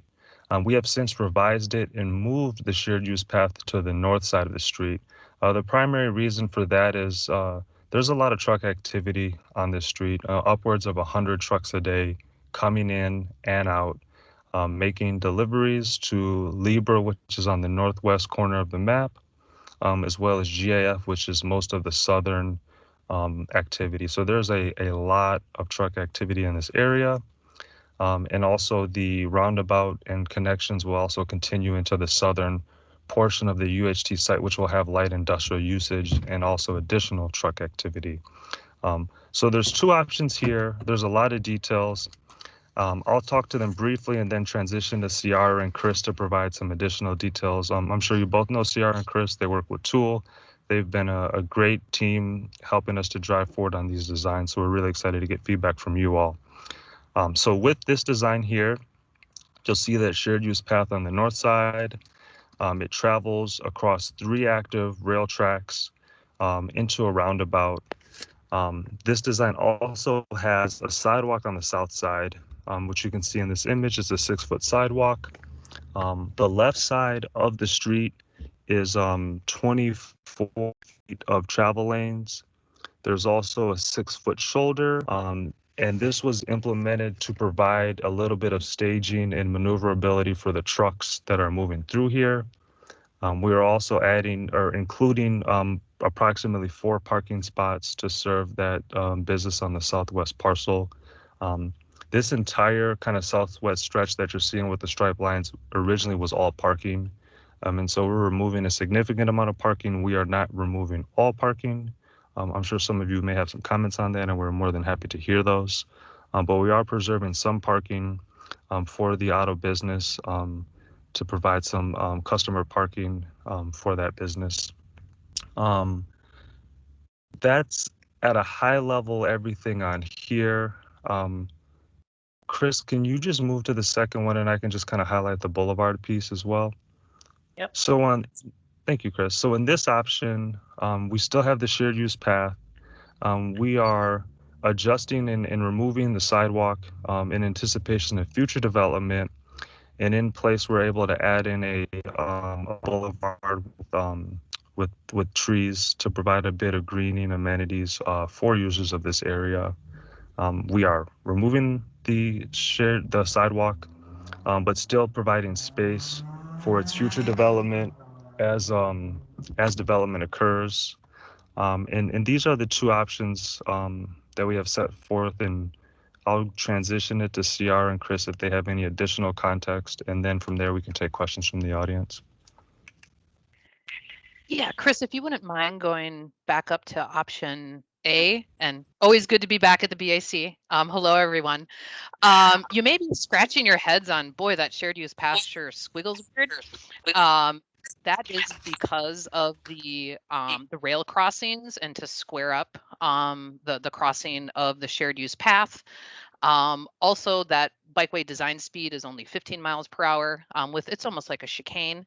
You may be wondering too, there's little black rectangles with lines. Those are the active railroad crossing arms. So if you're familiar with like Humboldt Avenue in North Minneapolis, much fewer trains here, I will say, than for those that get stuck often up on Humboldt or Lindale.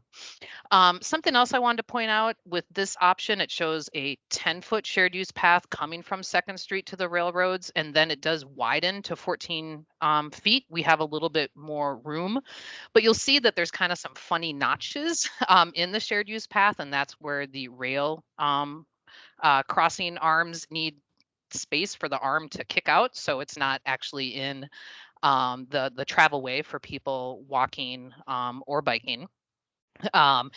And another thing to note too, where it says traversable buffer, this road, if you have ever been there for whatever reason, is very, very busy with truck traffic. There's trucks that are staging there. There's trucks going to and from. That's one of the reasons we have the shoulder. But there's a lot of loading docks along this street. And so trucks actually will go beyond where you see those gray travel lanes to be able to maneuver into their loading docks. So that's where it sort of looks like some sort of dead space there. That is actually will be actively used by the trucks that are using the GAF site and the other uses down there. And then I just wanted to mention too, if you go to option B, Chris, That the idea is there would be a future sidewalk. Right now, the trade-off with not having a sidewalk on the south side is that we get that boulevard space on the north. And I wanted to mention, you may say, hey, it looks like you can fit that sidewalk in the existing right-of-way. Well, you can't actually without having temporary easements or even additional right-of-way from the adjacent property owners, because there are berms on both sides of the roads that does require some significant property owner coordination. And then the last thing I wanted to put out there is that the roundabout design, if we move to the west, it does feature raised crossings where the shared use path or the future sidewalk would go. And if you're wondering what that roundabout provides access to the north, that would be the future extension of the Parkway, where you can see a full cross section of sidewalks on both sides. And then that is where the sidewalk and bikeway would separate. It wouldn't be a shared use path in the full build situation. In the interim, there would be a shared use path there. So with that, I know you guys have limited time, and ask Chris Bauer, our senior engineer, all your hard questions. I'll just take the easy ones. Thank you. Thanks. Appreciate that. I wanted to mention, sorry, one more thing. We're not asking that you choose option A versus option B. Some of them can be blended together. We're just really wanting to know what you really like or don't like about each option, because we are only at the 15% stage right now. If I don't see anybody here, so I'll take a chance. This is Dan Miller. You know, if there's any way, and I know that you've got a building at 2nd and 3rd or 33rd on the north side that's awfully close to this trail, but if there's any way to widen that 10-foot shared section there, I think that's worth looking at. I really appreciate it getting widened on the other part, but it's just my constant battle with seeing things built that way and then just getting clogged up where people just are going to take the street and be in conflict with 100 trucks coming in and out of here. So, yeah, that's a really good comment. One thing that's a little hard to see in the layout here is this drop off. So it drops off here. There's a retaining wall on this other side and a fence. That's our vertical constraint in terms of how far we can push out this way. So you'll notice, you know, on the north side here, we're not building the trail all the way out to the right-of-way line. That's because we have this fence and this retaining wall. That's the vertical constraint there. Yeah, if there's just any way that as you're looking into this to consider that, it would, I think it'd be helpful. For sure. Alyssa, I think you're up. I'm up, yeah. I think I would echo what you already said, Dan. I think big picture, I have a couple comments. One is, I mean, we just passed an updated street design guide that said we're going to use 10-foot travel lanes all the time, except in very rare occasions where we need them for buses. And this is not that.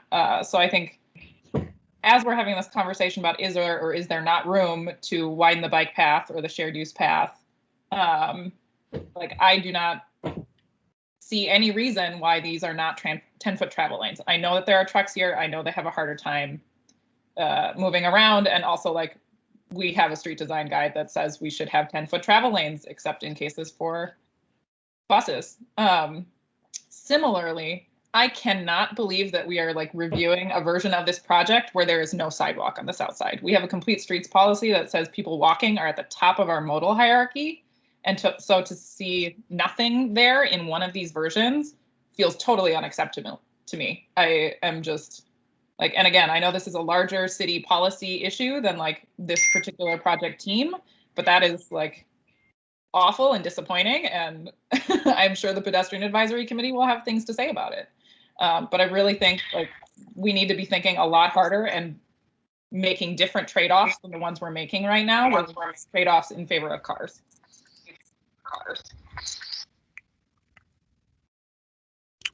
Dan, Yes. could I ask a follow-up question, I guess, both to you and Alyssa?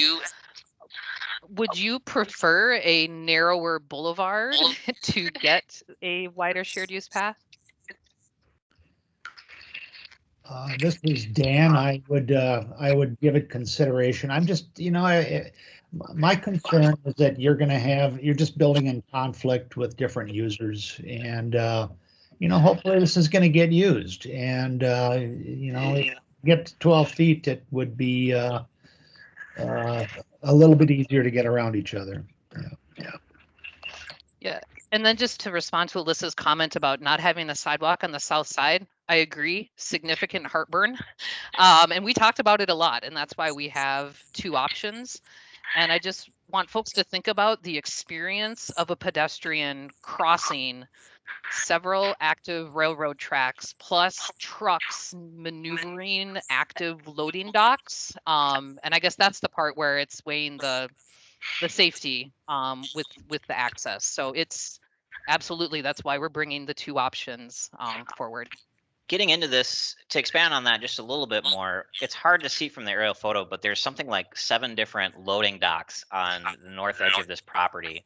And the way that this works is those trucks actually back into these things. So they would be backing across the sidewalk, and it's kind of a challenging environment. The hope here is that eventually maybe this redevelops and this is no longer industrial, and there's an opportunity to build a future walk in a better way without these conflicts. But that's the challenge. If we were to build something right now, those conflicts would exist, and it's something we would have to figure out how to deal with and figure out a way to make this safe and comfortable for everyone. And no, Chris, thank you for bringing that up. Alexander here. I think one of the challenges, and Alyssa, I thank you for bringing that up around our policies. This is a really unique project in that we are transitioning an area that's largely been very industrial into a multi-use development with housing and recreational activities. And, the reason we designed this future walk is with the intention in mind that as this area to the south does redevelop, and we are still providing that opportunity to ensure that we are getting that space allocated when it does redevelop. Not to say that we can't do it now, but just recognizing the challenges with such an industrial land use to the south, and trying to still provide multimodal amenities that are safe and accessible. Okay, Matthew Durdall has a question. Yeah, I guess I'm interested in framing it as a safety challenge on the south side. I see this and have sort of thought of it as, a trade-off between green and ped, and I'm sort of in Alyssa's camp of being pretty surprised that we're talking about this. And I guess I'll just say I don't buy the safety challenge on the south side. I also think this is a regional connection, and like people will be walking in the street. Like if you're gonna go south on 2nd, if you're coming from the south side on 33rd eastbound, I mean, people are going to be walking in the street, and I think I wasn't going to say anything, but the safety aspect, I don't buy removing a sidewalk in a reconstruction because there will be trucks going in and out. I think those interactions may have different degrees of comfort, but I struggle with the safety argument there, because I saw this as you want a boulevard or a sidewalk, not a safety issue. Jesse. Yeah, I guess I was just kind of curious, like especially to the east of the tracks there, what percentage would like actually be like walk in current conditions versus like driveway aprons? I don't know if you have like a rough estimate. Like, would it be like 75% driveway apron and like 25% walk with current conditions, or like what is sort of like that existing breakdown? The really challenging part of this is just the truck turning movements. Like I said, everything here is a loading dock. So there's a loading dock here, a loading dock here, loading dock here, loading dock here. The way that the truck turning movements work is that they drive over this entire area. So what it would be is functionally nearly 100% driveway apron, except for in front of the tank where trucks aren't getting through.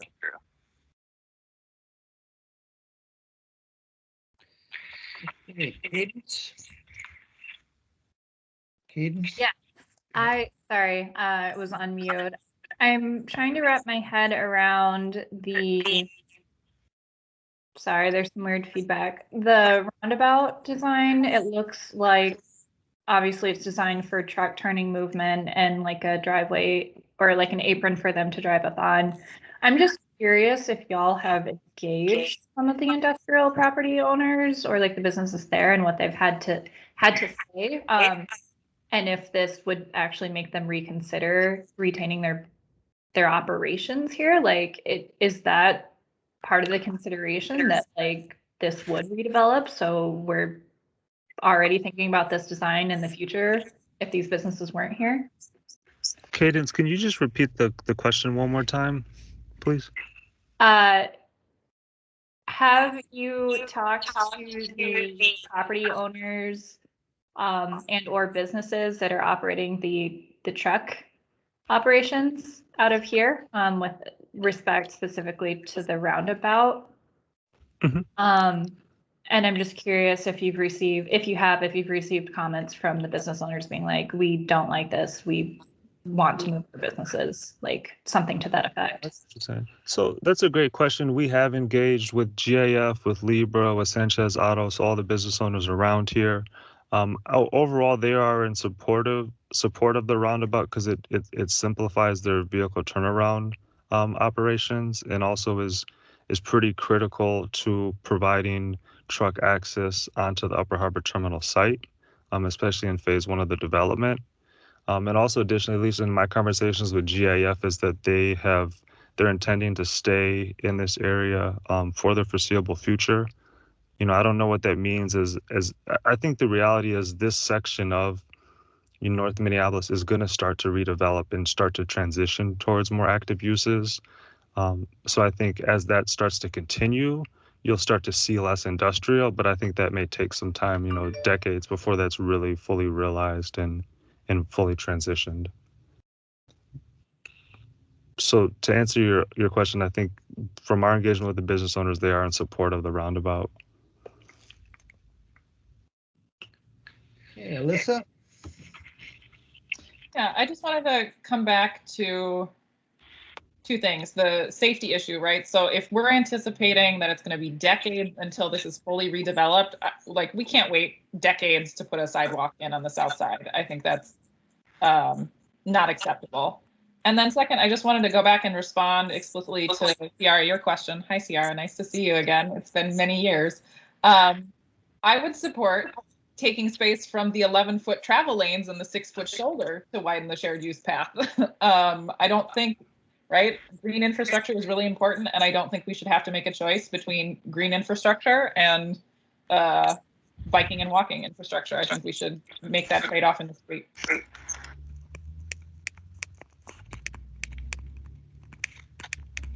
And I'm going to offer just one more comment, piggybacking off of Alyssa to Ciara about the boulevard there. Just based on my experience, an ongoing experience with 26th Avenue, which has a bikeway and a much larger boulevard, but was planted similar to a parkway boulevard with regular trees, is that the boulevard never gets maintained in that area. And it really gets beaten up. So I don't know what the answer is. I don't necessarily think just plotting 1.5 foot or 2 foot of a boulevard is going to get us anything other than a hunk of mud. So maybe that's my comment. Thank you.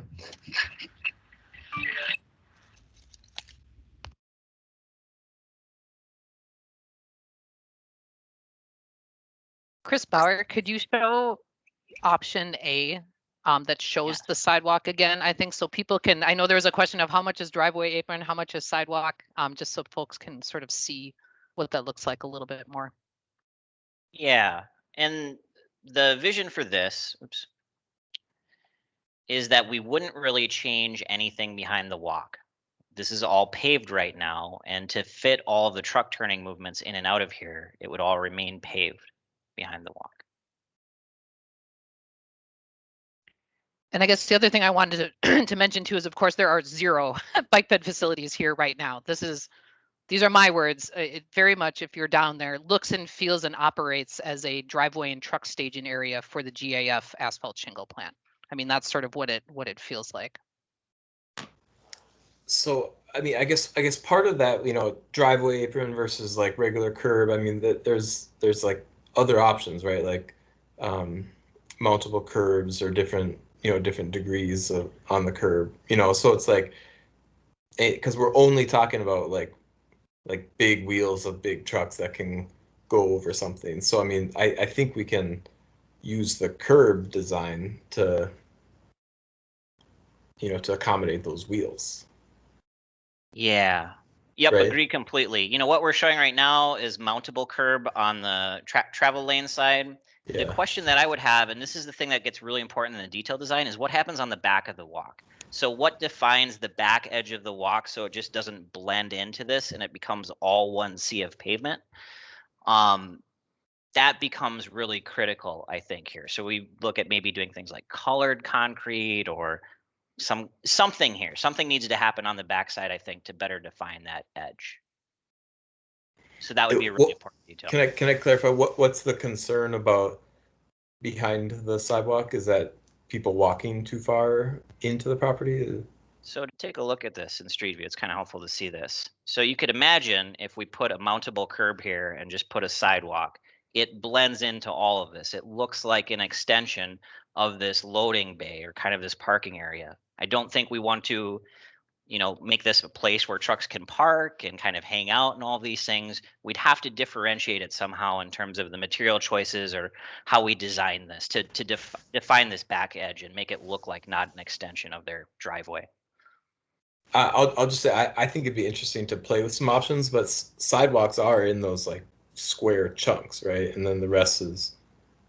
Typically they would be. This might be an instance where we'd want to design this with actual concrete roadway pavement because it's going to be driven over by trucks. If we use the regular 6x6 concrete panels, that may not hold up over time, and you may have faulting or ADA compliance issues or things like this. So it may actually be structural roadway pavement in order to stand up to that abuse, which again makes it all the more crucial that we differentiate it somehow from the rest of this. Last thing I'll say, maybe you could like paint a line or something. I don't know. I mean, I think that challenge feels,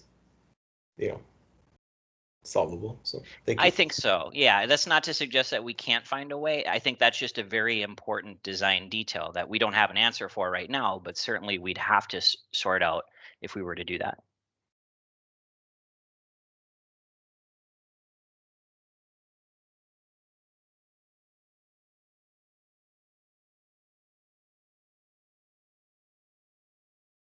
Dan, you're on mute right now. I'm sorry, folks. It's 6 o'clock and Alyssa's hand is up. I'm going to be needing to leave for another engagement. Chris, if you could take over the chair on this, that'd be appreciated. And we'll recognize Alyssa. Thanks, Dan. I think so. My two quick closing comments. One, I think we're spending a lot of time on sort of the right-hand side of the design, right, where all the loading docks are. But I do want to make a point of saying, like, it is really surprising to me that we have a shoulder that effectively means that's a 17-foot travel lane on one side, and like that could all be sidewalk space. that would make for a much better pedestrian experience on the south side. I'm really excited about some of the problem solving you're doing in real time around how do we distinguish a sidewalk on the south side. And then second, I would just like to say I both appreciate the intention of wanting to bring us options and choices and like many ideas to discuss. And also, like, from a policy perspective, I would have been like much happier to just see the first design and get some notes from you all on like other things that you're considering and not have you build out a whole design that relies on not putting a sidewalk in. So you had mentioned like doing some of that work, and I think like we don't always need to see two designs. If the first design meets all of our policies, that's great. There are definitely times where we do need to see two designs, but in this case, it feels like a clear choice between sidewalk and no sidewalk. So.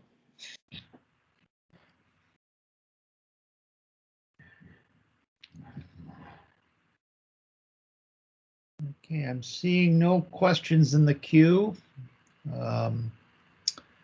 We're going to need to, if we're going to be putting motions together on this stuff, we'll need to collect them and get them to Millicent by Friday at noon. And I like trying to assemble everything for Millicent if it's in one piece. So we've got a busy couple days. If people are interested in doing an action on this, please give me some heads up that you're planning to write something. So thank you,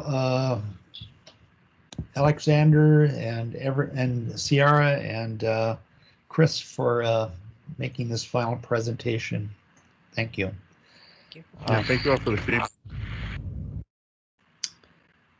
With that, I think we're ready to adjourn. Bye, everyone. Have a good night. Thank you. Thanks, everyone. Thanks, everyone. Bye, everyone.